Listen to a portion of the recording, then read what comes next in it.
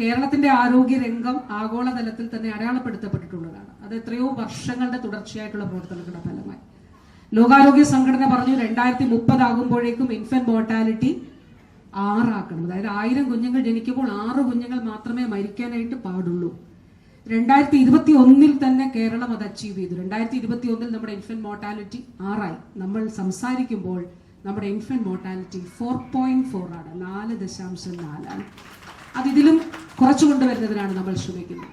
Maternal mortality rate രാജ്യത്ത് ഏറ്റവും കുറവുള്ള സംസ്ഥാനം കേരളമാണ്.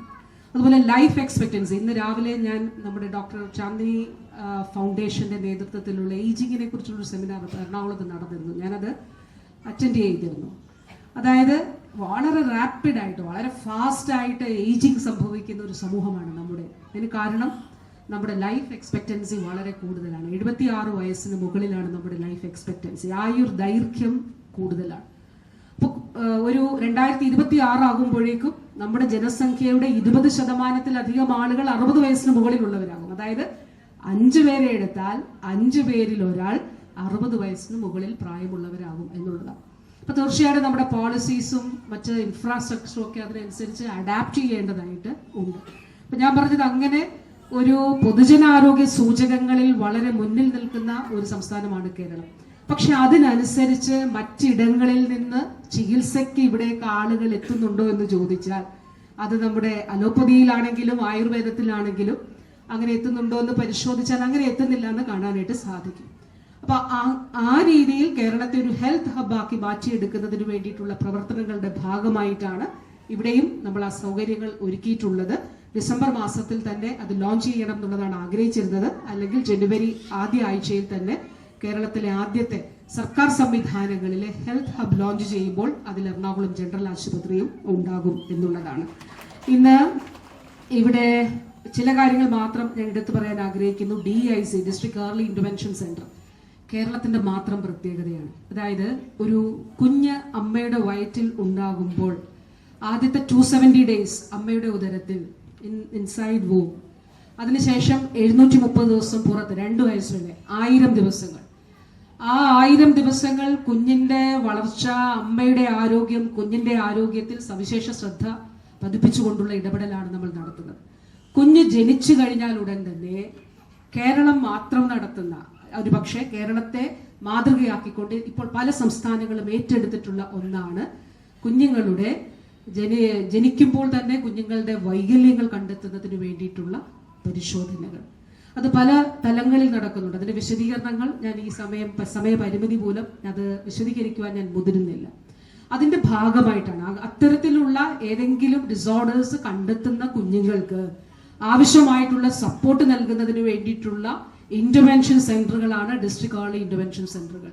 14 ജില്ലകളിലും ഡിസ്ട്രിക്ട് ഏർലി ഇന്റർവെൻഷൻ സെന്ററുകൾ നമ്മുടെ സംസ്ഥാനത്ത് പ്രവർത്തിക്കുന്നുണ്ട്. ഇത് ഫെഡറൽ ബാങ്കാണ് ഇപ്പോൾ നമ്മുടെ ജനറൽ ആശുപത്രിയിലെ DIC നല്ല മനോഹരമായി കുഞ്ഞുങ്ങൾ ചൈൽഡ് ഫ്രണ്ട്ലി ആയിട്ട് നവീകരിക്കാനായിട്ട് ഹെൽപ്പ് ചെയ്തിരിക്കുന്നത്, സഹായിച്ചിരിക്കുന്നത്. അതിന് ഫെഡറൽ ബാങ്കിനോടുള്ള പ്രത്യേകമായിട്ടുള്ള നന്ദി കൂടി ഈ അവസരത്തിൽ ഞാൻ അറിയിക്കുകയാണ്. അതോടൊപ്പം 2-3 കാര്യങ്ങൾ വളരെ പ്രധാനപ്പെട്ടത്. ജീവനേകാം ജീവനാകാം. സംസ്ഥാനത്ത് ഒരു സോഷ്യൽ മീഡിയ ക്യാമ്പയിൻ നമ്മൾ ആരംഭിക്കുകയാണ്. അന്ന് ചൂസ് ചെയ്തത് ഇന്ന് ജനറൽ ആശുപത്രിയാണ്. കാരണം നമുക്ക് അസാധ്യമായിട്ട് ഒന്നുമില്ല എന്ന് ലോകത്തോട് തെളിയിച്ച ഒരു ആശുപത്രി കൂടിയാണ് എറണാകുളം ജനറൽ ആശുപത്രി. നമ്മുടെ റീനൽ ട്രാൻസ്പ്ലാന്റേഷന്റെ ആദ്യത്തെ ഈ വർഷം 1ാം വാർഷികത്തിൽ നമ്മൾ ഇവിടെ ലോഞ്ച് ചെയ്യുന്നത് ഈ ഒരു ക്യാമ്പയിനാണ്. ഒരുപാട് തെറ്റിദ്ധാരണകൾ ഈ മേഖലയുമായി ബന്ധപ്പെട്ടുണ്ട് എന്നുള്ളത് കാണാനായിട്ട് സാധിക്കും. മരണാനന്തര അവയവദാനത്തെ നിരുത്സാഹപ്പെടുത്തുന്നതിന് വേണ്ടിയിട്ടുള്ള ചില വലിയ ശ്രമങ്ങളും നമ്മുടെ സമൂഹത്തിൽ ഉള്ളതായിട്ട് കാണാനായിട്ട് സാധിക്കും. മറ്റ് സംസ്ഥാനങ്ങളിലെ മരണാനന്തര അവയവദാനത്തിന്റെ കണക്കെടുക്കുകയും കേരളത്തിലെ കണക്കെടുക്കുകയും ചെയ്താൽ കേരളത്തിലെ കണക്ക് മറ്റു സംസ്ഥാനങ്ങളിലെ സമീപ സംസ്ഥാനങ്ങളെ മാത്രം ഒന്ന് കമ്പയർ ചെയ്താലും നമ്മൾ അവരുടെയൊക്കെ പിന്നിലാണ് നിൽക്കുന്നത് എന്നുള്ളത് കാണാനായിട്ട് സാധിക്കും. പ്രത്യേകിച്ച് ന്യൂറോളജിസ്റ്റുകൾ, നമ്മുടെ ഡോക്ടേഴ്സിനെ ഭയപ്പെടുത്തുന്ന നിലയിൽ, അവരെ വ്യവഹാരങ്ങളിലേക്ക് തള്ളിവിടുന്ന നിലയിൽ, ഒരു ബ്രെയിൻ ഡെത്ത് സർട്ടിഫൈ ചെയ്താൽ അതിന്റെ പിന്നാലെ പിന്നെ അനന്തമായി നീളുന്ന കോടതി വ്യവഹാരങ്ങളിലേക്ക് നീളുന്ന നിലയിലുള്ള ചില കാര്യങ്ങളൊക്കെ ഉണ്ടായതിന്റെ പശ്ചാത്തലത്തിലാണ് ഇപ്പോൾ ഈ രീതിയിൽ ഒരു തെറ്റായ ധാരണ ഇതുമായി ബന്ധപ്പെട്ടിട്ടുള്ളത്. അപ്പൊ ഗവൺമെന്റ് വളരെ ശക്തമായി രണ്ട് കാര്യങ്ങൾ. ഒന്ന്, അവയവദാന മേഖലയിലെ അതിലെ നിയമം അനുസരിച്ച്, കേന്ദ്ര നിയമമാണ് ഉള്ളത്, ആ കേന്ദ്ര നിയമം അനുസരിച്ചിട്ടുള്ള സുതാര്യത ഉറപ്പുവരുത്തി അത് കൃത്യമായി മുന്നോട്ട് കൊണ്ടുപോകുന്നതിന് വേണ്ടിയിട്ടാണ് ശ്രമിക്കുന്നത്.